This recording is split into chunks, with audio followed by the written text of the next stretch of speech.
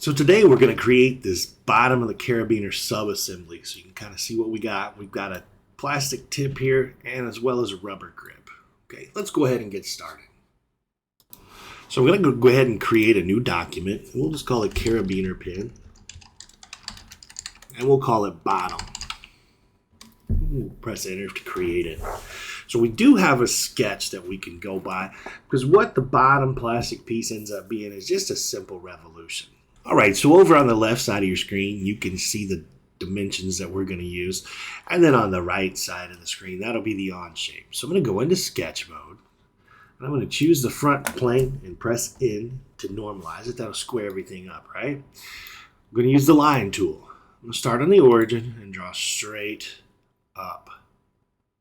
Okay, this line is going to be 1.82 in length. Right? Then we come out up at the top here. This I'm just going to draw a line and then I'll dimension it to be 0.245. That line is going to come down a little bit. And that line is going to measure 0.368. Got a line there. And then the line actually will come out some. And this is very small. It's going to be 0.04. Now for right now, I'm going to go ahead and kind of stop right there. Because if you can see here on the original drawing, we've got kind of a slanted line right in here. Okay, so what I'm going to do is actually move us down to the bottom. And we'll take off from there again. So we're going to end up playing a little bit of connect the dots. So I'm going to take a line tool. I'm going to go back down to the very bottom. I'm going to come out. So I'm kind of back down there now. This dimension should be 0.095. All right, so I've got that. Now I'm going to have to escape the line tool. And right in here, this is where I'm going to focus. Because eventually I can connect the arc and everything else here, okay? So that's where it's going to get a little tricky. So what I'm going to do is actually just take a line tool and kind of eyeball it and just draw a line right in here. I do know that the length of this line has to be 0.035. I know that much. Okay, now I'm going to grab my dimension tool so I can either click it up here or press D. So let's say, all right, this inside, from inside to the line here, that measures 0.233. Okay, and then let's try to find some sort of vertical spacing. So I know from this line down to the bottom, down to the origin line, that is supposed to measure 0.563. Okay, so now what I can do is actually connect these dots. This is a straight line, believe it or not. So I'm going to take the line tool. I'm going to go from the outside up here, to the inside down here. Something like that. Now what I need to do is choose arc. And before we exit this, you can see that this arc from here down to here needs to be 1.5. So I'm going to kind of exit this dimension now. And we'll go ahead and maximize this. And I'm going to choose my arc tool, which is up here. So I'm going to make it say 3-point arc. Okay, so arc tool, it's kind of between where you would see a circle and the polygon. That's your arc area. So 3-point arc. I'm going to click on the outside and then down here. And I'm going to move it out. And it doesn't really matter where because you're going to put a number on that. So R, your radius, equals 1.5. So there we have the sketch. Okay, we're finished. Believe it or not, we're finished with that. We'll go ahead and click that green check mark. And now we're going to do a revolve here. And so to do this, we've got to click the face in and then revolve axis right here. We're going to click that straight up and down line and we'll choose OK or click the green check mark. So we have that pin bottom. And we got to do a few other things here. First, let's go ahead and shell it. So we're going to choose shell up here. Choose shell and we'll click the top. And we'll click the bottom. We're probably going to get a little red circle there because this shell right now is 0.1 as the default. That's too big. It needs to be 0.035. And once we do that, everything plays nice. Okay, we'll go ahead and click the green check mark. So we've got that. All right, so now, in order to do the threads up here at the top, we've got to actually install a script. All right, so to install the thread creator, you're going to click the plus. You're going to come in here. Make sure that you're in the public folder here. And then for search, type in thread creator. Press enter. It's going to look it up. There's a lot down here, but we really want to use the one that says thread creator v2. So we'll click on that. And then we click right here, and that will actually install it to your toolbar. Now, I've already installed it, so when I go up here to my toolbar now, you're going to see that there are actually 2 thread creators. To get rid of one, you just right click on it and say remove. Okay. Now, while we're on the subject, while we're on this, let's go ahead and we need to install one other script that's going to help us later on when we make the pin grip, and that is called the tangent plane. We're just going to type in tangent plane, and for me, it's the very top one. I can click on it, and it comes down here, and there's T plane, and it looks like that.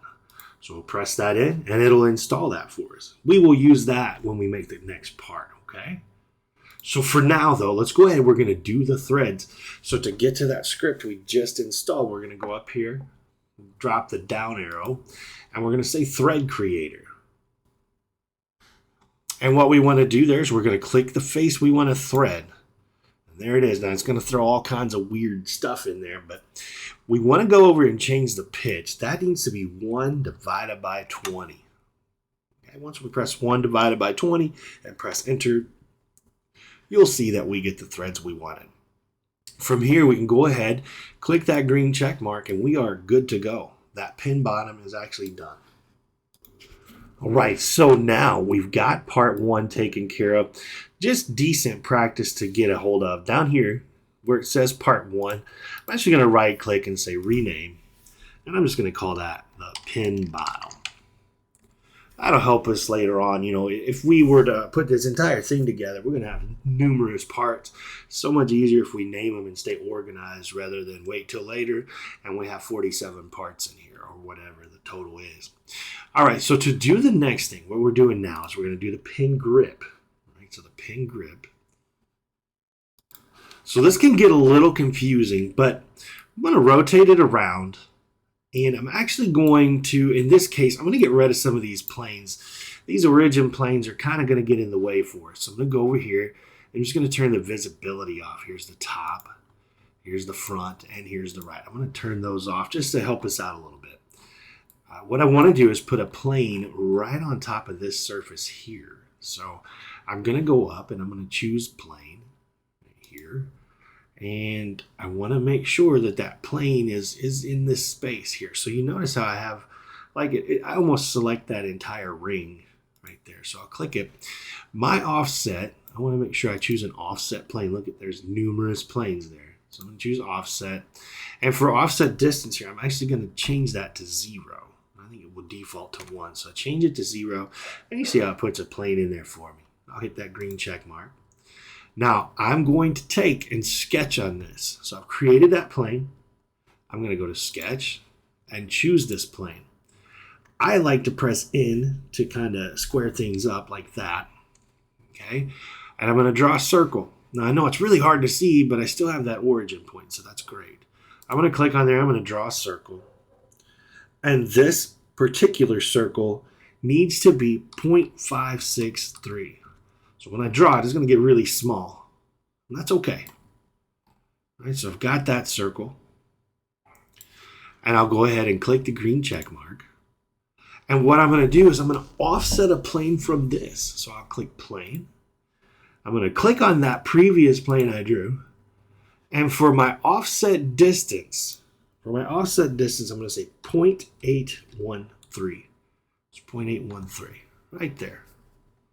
I'll click the green check mark, and I will go ahead and click sketch because I'm going to put a circle up here as well. So I clicked on that plane, pressed in to normalize it. I'll draw one more circle straight out of the origin here. I draw that circle, and this particular circle needs to be 0.603. Right, so I can go ahead and click this green check. So what I've got here is I've got a circle here and a circle here. So at this point, I'm going to perform what's called a loft. So I'm going to connect the two, essentially. So I'll go here to loft. I'm going to click this circle here and this circle up here. And you notice immediately that it lofts those two shapes together. Now, right now, we're in a situation where we need these to be two separate pieces. Right now, we're on add, so it's all going to be one big piece. So, in other words, this is going to get hot glued to the piece we just made. We need to actually click where it says new, right over here. And you'll notice the color changes. And down here, now instead of pin bottom, we also have a part 2. And that's good. That's what we want. So we'll click the green check mark. While I'm here, I'll just go down to that part 2 and say, let's rename it. And let's call this the rubber grip. So rubber grip. And press enter. Okay, so we've got a couple more things left to do here. We are going to put little indentations here around this rubber grip. Okay, to simplify things here, these planes right here, I could actually turn the visibility off on those now as well. So I'm just going to find, there's plane 1. I'll click the eye there. Plane 2, I'll click that eye. Okay, so I'm in good shape there. Now remember that script we installed earlier, the tangent plane one. I'll go up here to the drop down. Remember there was thread creator. Here's the T-plane. This is really, really simple. So I'm going to click it in. And I'm going to click somewhere on the outside of this gray rubber grip that I'm putting in. So I'll click there. And then just click OK or click the green check mark. And what it'll do is it puts a plane in for me. That's perfect. That's exactly what we want. Now notice I had to zoom out to get that. So I can click sketch now, and I can click that plane. And remember, I like to press in to kind of square things up a little bit for me, okay? Now, if I want, I could actually turn the visibility of the pin bottom off. So I could go over here and say, let's turn that off for a second. Or I could leave it on. It really doesn't matter. But if that will help you, then it does matter, doesn't it? So we're going to put an ellipse in, and this is kind of a new movement for us. Up here's a circle. If I click the down arrow, there's an option for ellipse. So I'm going to come over here. I do want to kind of line it up if I can. And I haven't clicked anything, but I've just moved my mouse onto the origin. And I'm going to move it up here. And I'm just going to click, move my hand, move the mouse rather. And I'm going to click again. And then I've got one more movement before I can be done with this. I move my mouse again, and that will allow me to do the left-right thing. It doesn't really matter. For right now, we just need to get an ellipse on there because we're going to dimension it anyway. Actually, this is our length, so we're going to say 0.7. We'll press enter. And then our other dimension is going to be our width, which will be 0.115. Now we need to locate this. So I want the origin here and the origin here. Then I'll move it out, and that particular dimension, we're going to make 0.975. So 0.975. So there we go. So just a real quick rehash if we missed some of those numbers. Our length is 0.7, our width is 0.115, and our origin points are 0.975 apart. We'll go ahead and click the green check mark. So we've got it now. I'm kind of rotating it. All right. Again, this tangent plane now, if I want, I can come turn the visibility off, which may help me out, right? It may give me more visualization. Now I'm going to go ahead and extrude this. This is an extrusion for us, so we're going to say extrude or shift and E. We're going to click that. I'm going to choose remove. And for the depth, we're going to say 0.01 and press enter. And then we'll click the green check mark. So we've got that put in there. What we'd like to do now is rotate that. We want to pattern that around this piece. Okay, so here's how that works. We'll go up here to the top. By default, it's probably set to linear pattern, so it probably looks more like this. If I click the down arrow, I can choose circular pattern. And then here's a critical point here.